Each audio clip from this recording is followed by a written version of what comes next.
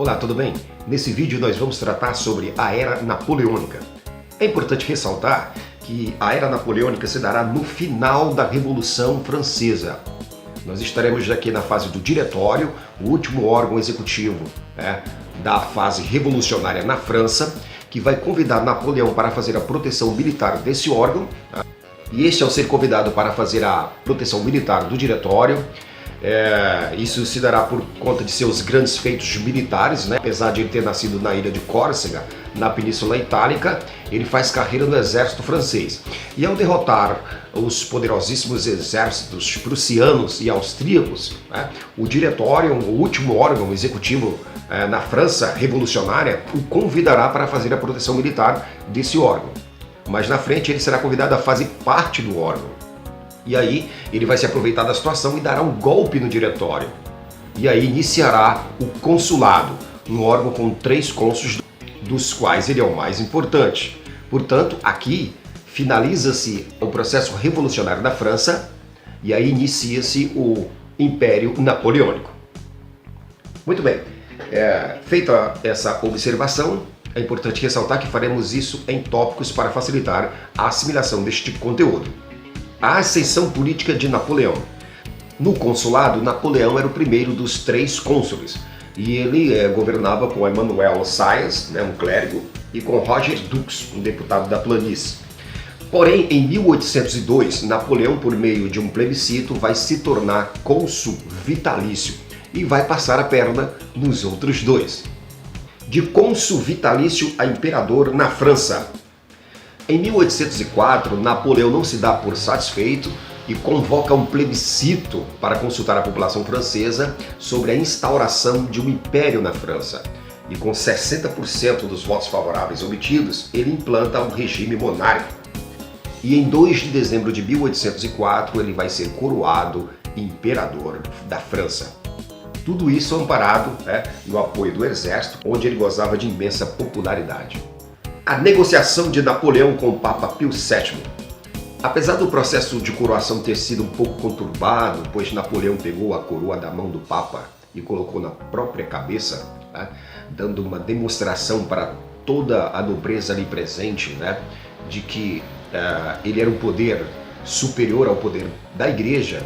Ele também coroou a própria esposa, e isso deixou o Papa Pio VII extremamente desconfortável.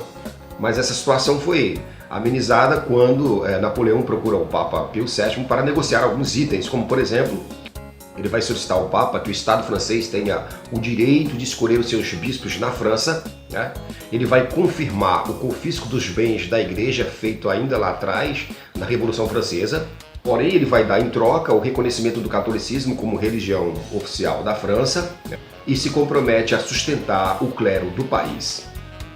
O Código Civil francês. Napoleão fez aprovar o Código Civil, que consagrava elementos importantes para o desenvolvimento da França naquele período. O direito à propriedade privada, instituiu o casamento civil, o direito à liberdade individual e a igualdade de todos perante a lei. Napoleão também promoveu a divulgação do Catecismo Napoleônico, no qual ensinava aos franceses os deveres para com Deus e para com o imperador, incentivava a estrutura nacional de educação através da criação de liceus, facilitou o acesso à propriedade privada por parte dos camponeses, estimulou o crescimento industrial através da criação do Banco da França e adotou medidas protecionistas, taxando os produtos importados. Napoleão espalha a Revolução.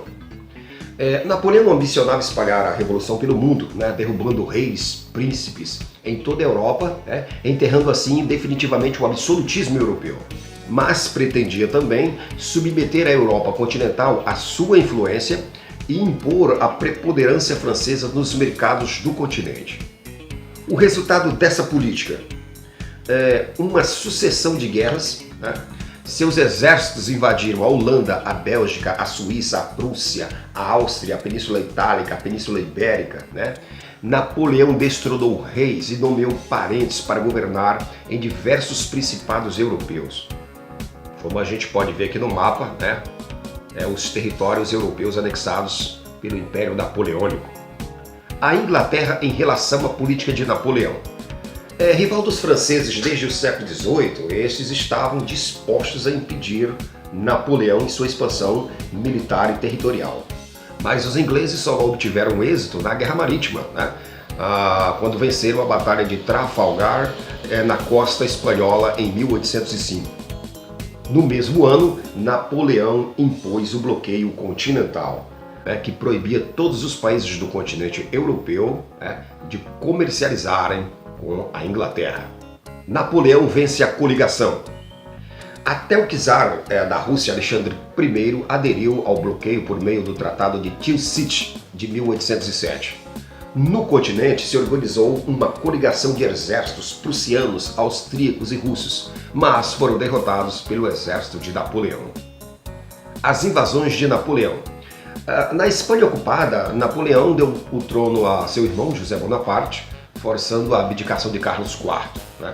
E pelo Tratado de Fontainebleau, assinado com a França e a Espanha em 1807, ficou estabelecida a invasão de Portugal, que foi invadido em 1808, após a recusa deste em aderir ao bloqueio continental, uma vez que Portugal tinha alianças econômicas com a Inglaterra.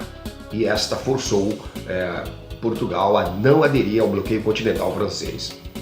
Assim, a família real portuguesa teve que fugir para o Brasil em 29 de novembro de 1808, um dia antes da entrada do exército francês em Lisboa. A Rússia invadida. A tática de terra arrasada. Depois que o czar Alexandre I resolveu romper com o bloqueio continental em 1812, quebrando o Tratado de Tilsit, o exército francês entrou na Rússia de forma avassaladora, quase sem resistência. Isso porque os russos recuaram para aplicar a tática de terra arrasada, queimando campos, entupindo poços e assim dificultando que o exército francês tivesse acesso a mantimentos e suprimentos necessários à manutenção da tropa. A derrota na Rússia. Sem ter como abastecer os soldados franceses, estes padeciam de fome e sede e ficavam doentes, e assim muitos desertavam. Napoleão chega até a tomar Moscou em setembro de 1812, na Batalha de Borodino, mas em dezembro, com temperaturas abaixo de 40 graus negativos, o exército napoleônico bateu em retirada, reduzido a um pouco mais de 100 mil homens, dentre os mais de 600 mil homens que começaram a invasão da Rússia. As derrotas napoleônicas. Napoleão perde a Batalha de Leipzig antes de retornar a Paris em 1813, e ao chegar em Paris teve que desbaratar uma conspiração militar contra ele, E em 1813 ainda seus exércitos foram derrotados na Espanha, e portanto o seu exército seria incapaz de derrotar a nova coligação que se reunia contra ele, formada por Prússia, Rússia e Áustria. A queda de Napoleão em 1814. Em 1814, Paris foi invadida e Napoleão foi obrigado a abdicar. Assim, ele foi exilado em maio, na ilha de Elba, a 20 quilômetros do litoral ocidental da Itália, com cerca de 800 homens. Agora, a dinastia dos Bourbons retoma a coroa com Luís XVIII, irmão de Luís XVI, guilhotinado na Revolução Francesa. O retorno de Napoleão e a Batalha de Waterloo, de 1815. Com apoio dos oficiais, Napoleão vai fugir da ilha de Elba e regressar à França em março de 1815. Ele vai reassumir o poder expulsando Luís XVIII e vai iniciar o governo dos 100 dias. Porém, Napoleão foi derrotado definitivamente na Batalha de Waterloo, na Bélgica, em junho de 1815. A morte de Napoleão. Napoleão vai ser exilado na ilha de Santa Helena, no Atlântico Sul, agora prisioneiro dos ingleses, e vai morrer em 1821. Luís XVIII retorna, assume a coroa e governa até a sua morte em 1824. O Congresso de Viena de 1814. Foi um encontro diplomático que tinha por objetivo redesenhar o mapa político da Europa na era pós-napoleônica, uma vez que Napoleão, durante o seu período imperial, havia anexado vários territórios, de maneira que se fazia necessário redesenhar o mapa da Europa e recolocar as devidas dinastias em seus respectivos países, à frente das respectivas coroas, impérios, principados. E esse processo vai ter o protagonismo do príncipe austríaco Clemens von Metternich, né, que vai ser a grande estrela desse congresso. E em 1815 o congresso vai elaborar um novo mapa da Europa, que buscava um equilíbrio no continente, né.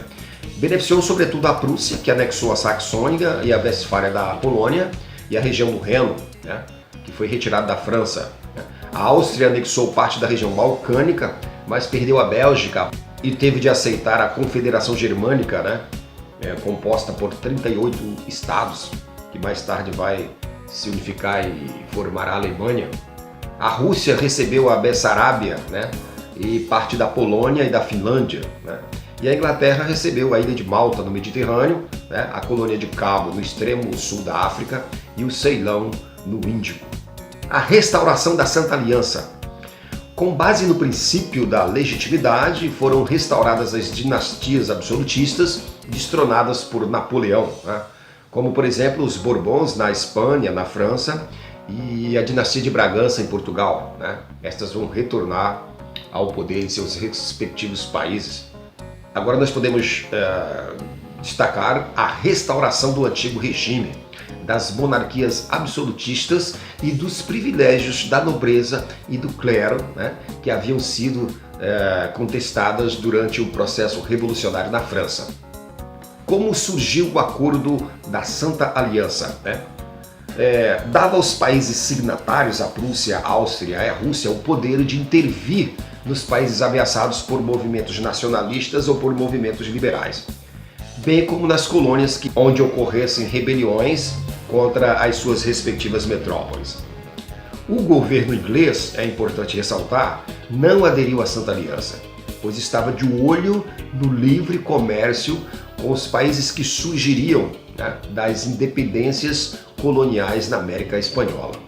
De maneira que nós podemos concluir que o Congresso de Viena e a Santa Aliança deram um novo fôlego ao absolutismo, né, na Europa, derrotados pela Revolução Francesa e pela expansão napoleônica. Mas é importante lembrar também que esse processo foi uma breve sobrevida na Europa do século XIX. Não havia mais chance de restaurar a ordem anterior a 1789. A mentalidade agora é outra, né? E o liberalismo estava em marcha em todas as partes, seja na América ou em outros territórios em processo de independência, né? E seja na Revolução Industrial Inglesa em ebulição. Bem, esse vídeo foi um resumo sobre a Era Napoleônica, né? Espero que vocês tenham gostado. Se inscreva no canal, dê um like, deixe um comentário e até a próxima.